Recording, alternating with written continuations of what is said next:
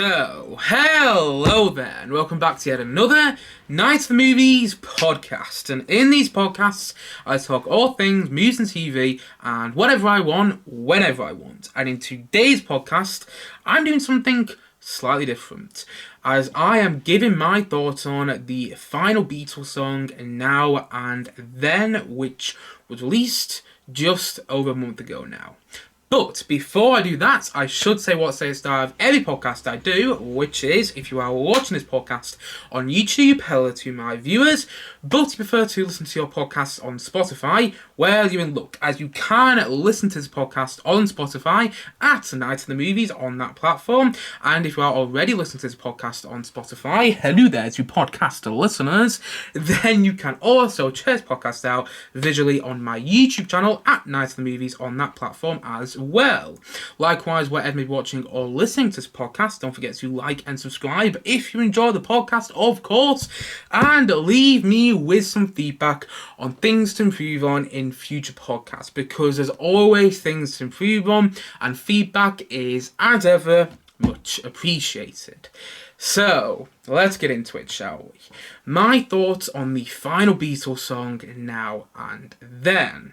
So, this song was released just over a month ago now. It was released on the 2nd of November this year. The 2nd of November 2023.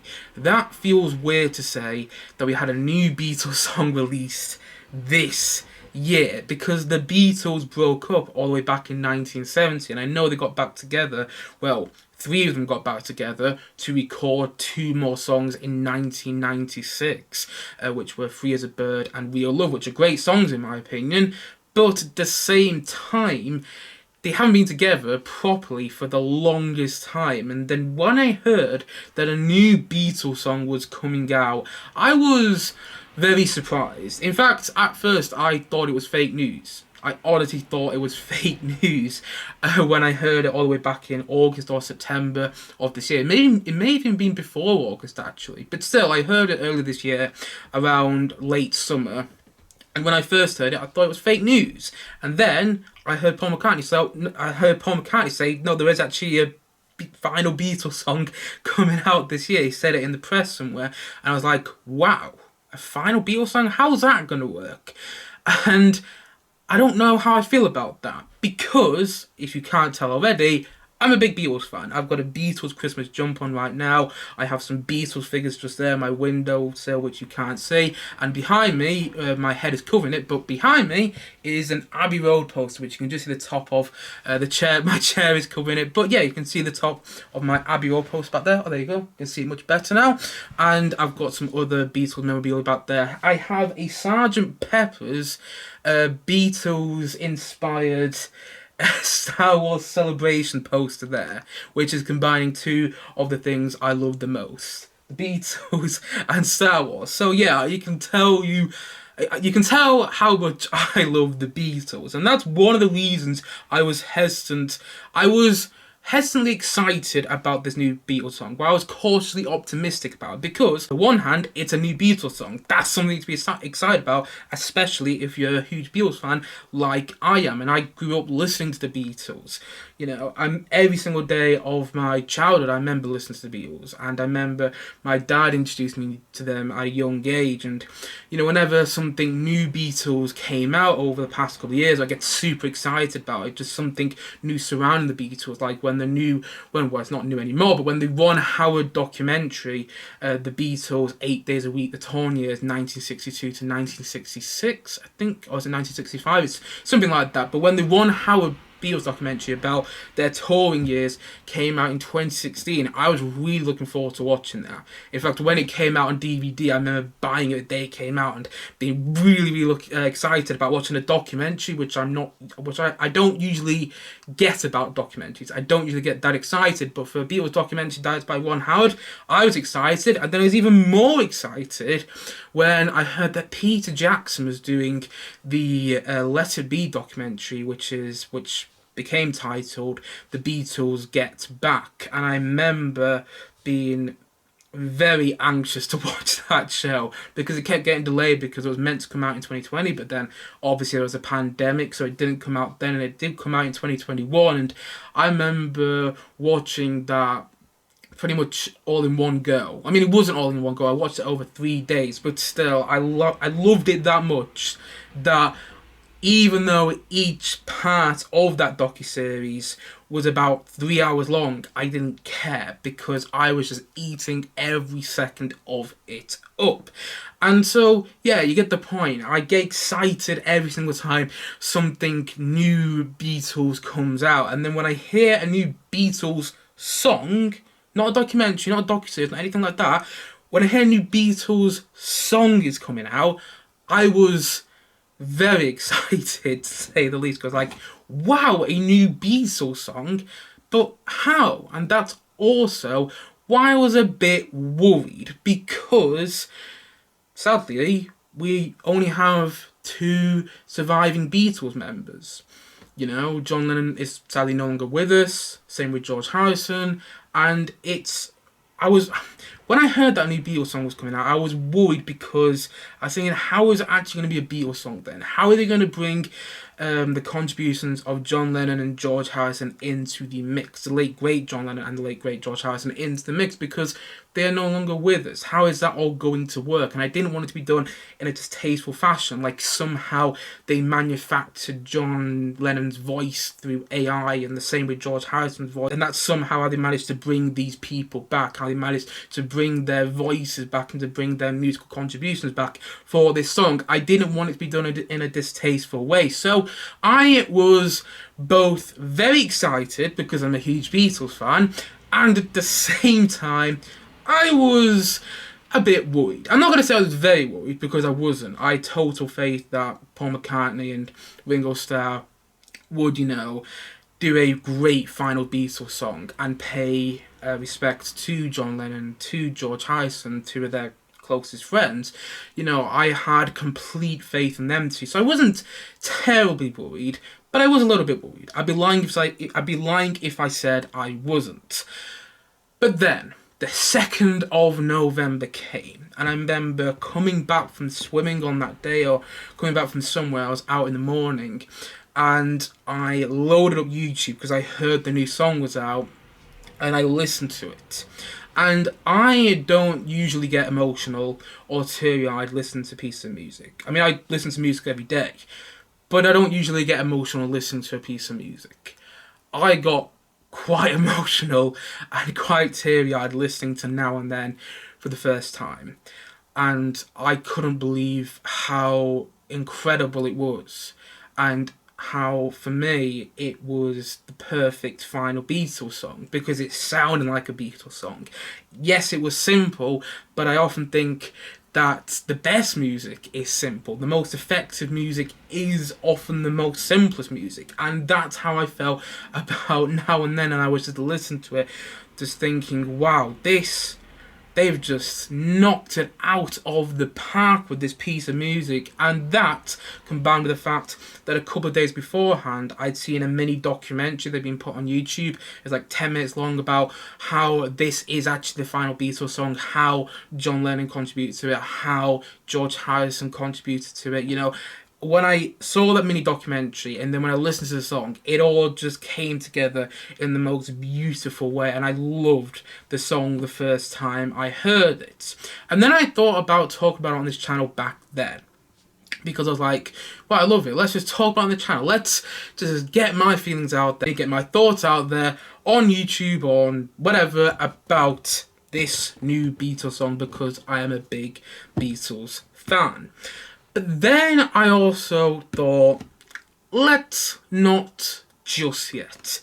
Let's let my opinion sink in a bit. Let's sit on this song. Let's think about it a bit more, because I am a big Beatles fan, and I am biased. And when I listened to the song for the first time, I was also acknowledging that maybe I loved it so much because I was a big Beatles fan, because I wanted to love it. That has happened many times with movies in the past and musical scores when they come out, and I've listened to the musical score and I wanted to love it, and I have loved it because I wanted to love it. Then I've gone back to the musical score a bit later and gone, actually, that isn't as good as I initially thought it was. So I understood that's what may have been happening. So I decided to sit on the song for a while, and that's what I did.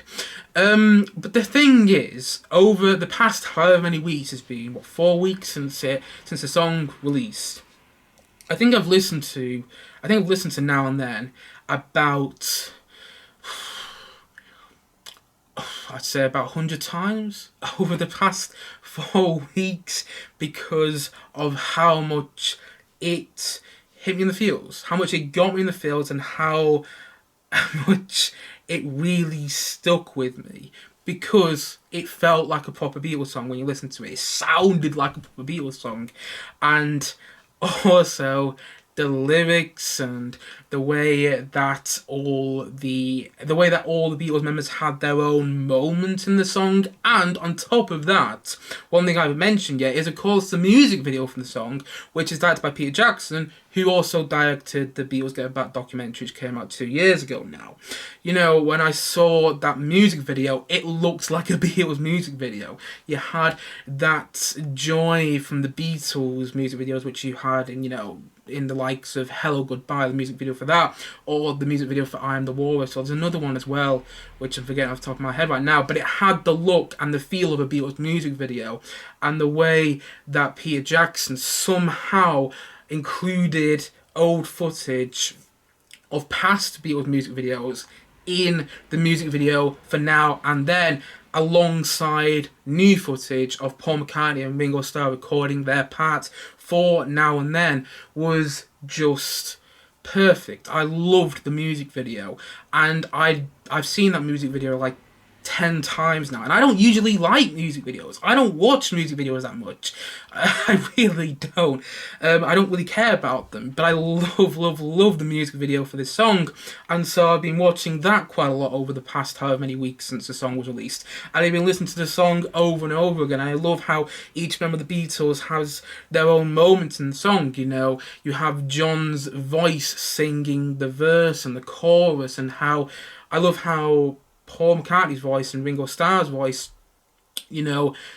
join alongside him in the chorus. I love how that's done, and I love how you have George Harrison's guitar solo in there still, and I love how you have Ringo Starr still doing his groovy drum pattern in the guitar solo as well. I love how each member of the Beatles has their moment to shine, has their little moment to shine in the song, and I even love how Giles Martin was involved in the song too, because if you don't know who Giles Martin is, he is the son of George Martin, long-time record producer of the Beatles.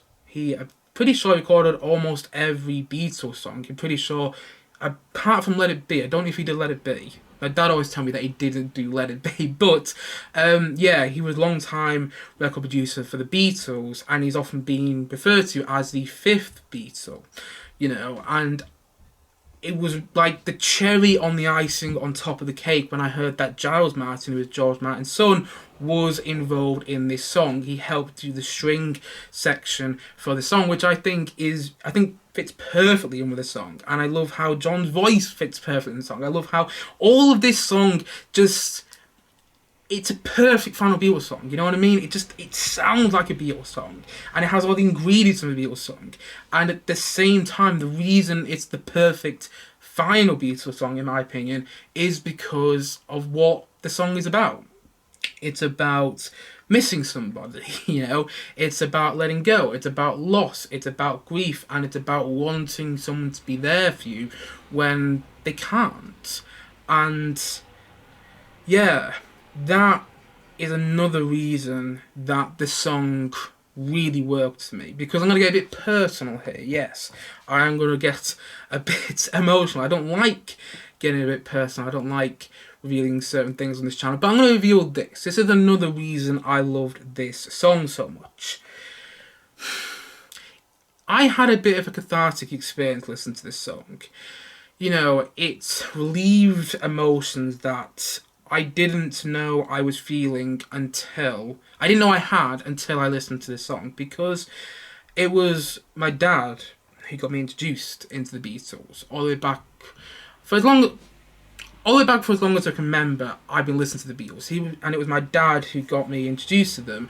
And whenever something new Beatles would come out, I'd always share it with him. Even if it's just a little bit of information, I would share it with him. And whenever there was like a new Beatles documentary coming out, I would watch it with him too. I remember watching the One Howard Beatles documentary with him, and I remember watching the Beatles Get Back with him a couple of years ago now. And then sadly, and then last year, yeah, he passed away. So it was quite weird. Well, I don't know if weird's the right word, but at the same time, it was quite emotional listening to this final Beatles song and thinking, this is the only Beatles song that my dad won't hear. And it's the only Beatles song, it's the only Beatles song I won't be able to share with him. And so it means even more to me for that, because of the lyrics, now and then I miss you, oh now and then I want you to be there for me. I mean, I can't sing to save my life, but you get the point I'm making. Just the lyrics in the chorus itself, they're more poignant to me now because I relate them to my dad, who is no longer with me anymore. He's no longer with us anymore. And so when I listen to the song, I get quite emotional because of that, and I get it's a bit of a cathartic experience, and it makes me miss him, which I must admit I haven't always missed him as much as I thought I would. But then when I listen to the song, it makes me really miss him, and really yeah. I'm struggling a bit here. Yes, it makes me realise how much he meant to me. And yeah, that whole idea of now and then I miss you, I think that's perfectly encapsulated into the song, and I think that really sums up how I feel about my dad, and this song means a lot to me because of that. And so that's another big reason that this song is the perfect final Beatles song for me, because even though my dad isn't around anymore, this is for me a way of remembering him in a way that I didn't really have up to about a month ago now. In a way that I didn't really have in my life up till the release of this song. Yeah. Means a lot to me on that level. And it also sounds like it means a lot to Paul McCartney, because Giles Martin, we've already spoken about, is the son of George Martin, and producer on this new track, and he worked on the strings on this new track as well, on this new Beatles song Now and Then, said that he has a theory that the song is actually about John Lennon's love for Paul McCartney, and he wrote it after the Beatles broke up. So it's a love letter from John Lennon to Paul McCartney, and this is what he says. I do feel as though Now and Then is a love letter to Paul, written by John, as I just said there, and he believes that's why Paul was so determined to finish it, because if you look up online, there's quite a lot of interviews from the past 20 years of Paul McCartney talking about how he really wanted to finish this song, and he might even finish it by himself if Ringo doesn't want to, if Ringo Starr didn't want to. And so, yeah, the fact that means a lot to Paul McCartney in that way, because this is also like John Lennon's final love letter to Paul McCartney. It's his final goodbye. I really love that about it too. It makes it more poignant, especially if you're a big Beatles fan and you know about the relationship between John Lennon and Paul McCartney, and how that was soured after the Beatles broke up, and then how they managed to mend that.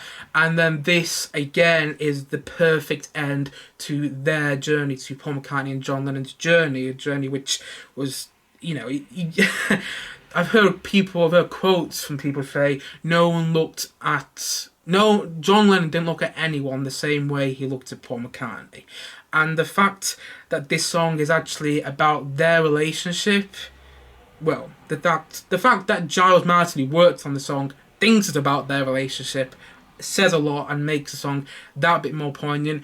And the music video makes it poignant too. I love how all the lyrics not all the lyrics, but quite a lot of the lyrics in the music video for this song relate to the passing of George Harrison and John Lennon, and it just makes it that much more poignant and that much more effective and much more great, because not only is it a song about all that poignant stuff, all that stuff about wanting someone to be there for you who can't be anymore, but at the same time, no, always is, and wanting, and it's a song about loss, it's a song about grief, and it's a song about remembering people in the best way.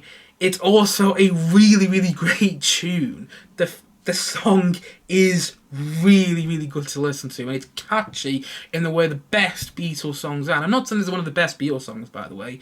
You know, my favourite Beatles songs, I have a bit of a weird list of that. You know, my favourite Beatles song might actually be Hey Bulldog, which is probably not the one most people would say. And then my second favourite Beatles song might be Sexy Sadie, because I think the tune is just addictive. And then my third favourite Beatles song would probably be A Day in the Life. That's quite a different, you know, that's not the type, when people say what their favourite Beatles songs are, the chances are to Let It Be. A lot of people would say Let It Be, a lot of people say Hey Jude, I understand, and those songs are great, but my favourite Beatles songs are probably different than everyone else's, and I'm not saying Now and Then is one of the best Beatles songs. At the same time, though, I'm not actually say it is. Now, the more I think about it, the more I talk about it, the more I'm talking about it on this podcast today, the more I might actually say yes, it is one of the best Beatles songs, and now one of my favourite Beatles songs, because of how much it means to me. You know, whenever I want to feel emotional or want to think about my dad, I would listen to the song.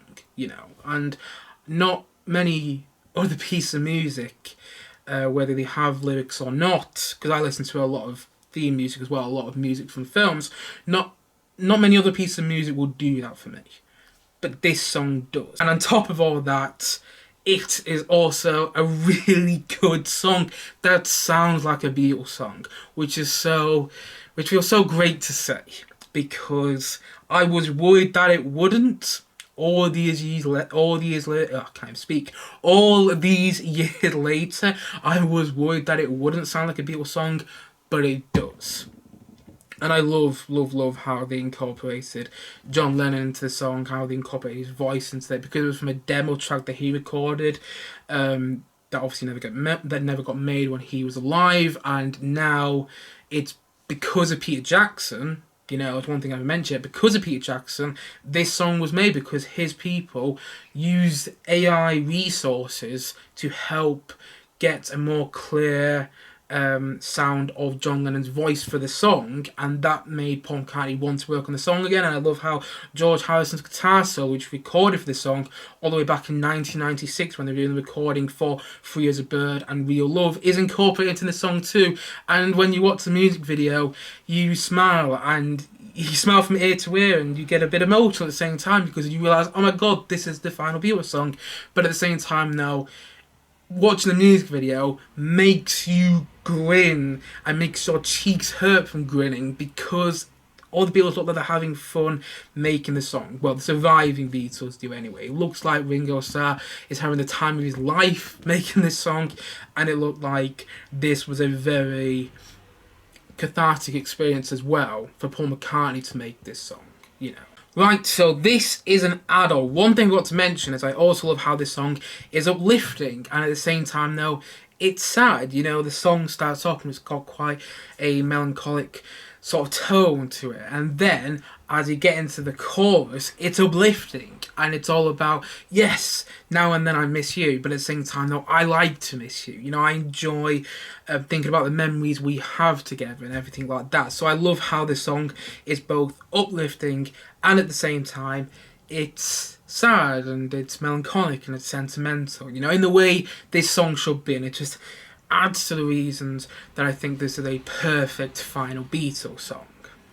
And I think it's a perfect final Beatles song. I really do. I can understand why some people who perhaps are not the biggest Beatles fans wouldn't love this song as much as I do, but I just love it. As a long-time Beatles fan, as a lifelong Beatles fan, really. I mean, I haven't lived as long as some other lifelong Beatles fans. I understand that, you know, but as a lifelong Beatles fan, and as somebody who lost a parent last year, you know, this song means even more to me because this song is about loss. Well, I read it as a song about loss. I read it as a song about wanting someone to be there for you who can't be anymore. And yeah, I think that's why it was such an emotional listening experience as well for me. When I listened to this song the first time, I think that's why I found it so emotional.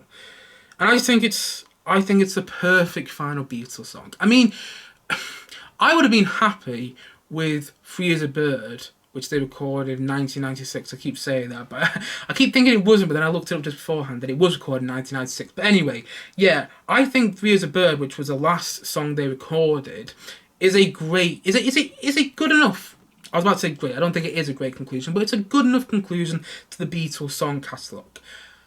But I think Now and Then is a perfect conclusion to the Beatles catalogue, though. I'm so happy that this is the final Beatles song. I really, really hope, because there has been some talk about potentially there being more Beatles songs after the success of this one, but I really hope there isn't. I really hope this is the final Beatles song. I hope Paul McCartney sticks to that, and I hope Ringo Starr sticks to that too.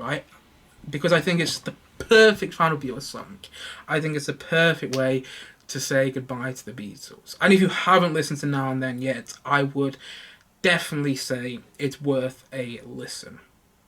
Especially even if you just liked a bit of the Beatles music. I think you will like this because it has that Beatles feel. It sounds like a Beatles song, which is a bit an odd thing to say because you listen to the Beatles music for, say, you listen to the songs in A Hard Day's Night or the songs from With the Beatles album, and they're very different to the songs in Sgt. Pepper's Lonely Hearts Club Band or the songs in the White Album or the songs in Abbey Road. You know, you listen to the songs from those albums and they're often quite different, but at the same time though, they all have that Beatles feel to them, and this song does as well, and that was the thing I was most worried about. But you know what? It's also one of the reasons I ended up loving it even more than I did. And if I was going to give a rating to the song, it would easily be a 10 out of 10. It would easily be a 10 out of 10. You know, and I'm not going to give a rating to this song though, because I'm not going to review... The chances of me reviewing any more songs on this channel in the future are very, very small. The chance of me giving my thoughts on songs in the future... yeah, it's probably not going to happen. So I'm not going to give this a full-on rating like I do in my film reviews or like I do in my TV reviews, because I just don't see a point in doing that. But you understand what I'm saying. I think this is a perfect song. I would easily give it a 10 out of 10 if I was giving it a rating. And I think, yeah, I absolutely love it. It means a lot to me. And I think it also means a lot to a lot of, you know, long-time Beatles fans like me. And I also love it because it sounds like a Beatles song. I love how each member of the Beatles has their own moment. Even Giles Martin, son of George Martin, has his little moment in this song too. And I just love it. I've been rambling on about way too much. But get the point I'm making. I think it's the perfect final Beatles song. And I definitely think if you haven't listened to it yet, you definitely should. I really think you should listen to the song if you haven't listened to it yet, because Now and Then is a proper Beatles song. Anyway, guys, that is it for the podcast for today. If you have listened to Now and Then, please let me know your thoughts on it in the comment section below. Maybe you didn't like the song, and if you didn't, that's completely fine. You know, music is probably the most subjective thing in the world, so whatever your thoughts are on Now and Then, please let me know in the comment section below. And, you know, I must admit this podcast was a bit hard to do today because I was talking about something quite personal, but at the same time though, I'm very glad I did it. Anyway, guys, as always, thank you for watching or listening to the podcast. And if you haven't yet, please do click down below and like and subscribe on this podcast. And look forward to many more videos and podcasts coming in very, very soon on this channel. As already said, thank you so much for watching or listening to the podcast. And I suppose that's it. So I will see you guys again soon. But bye for now. Bye.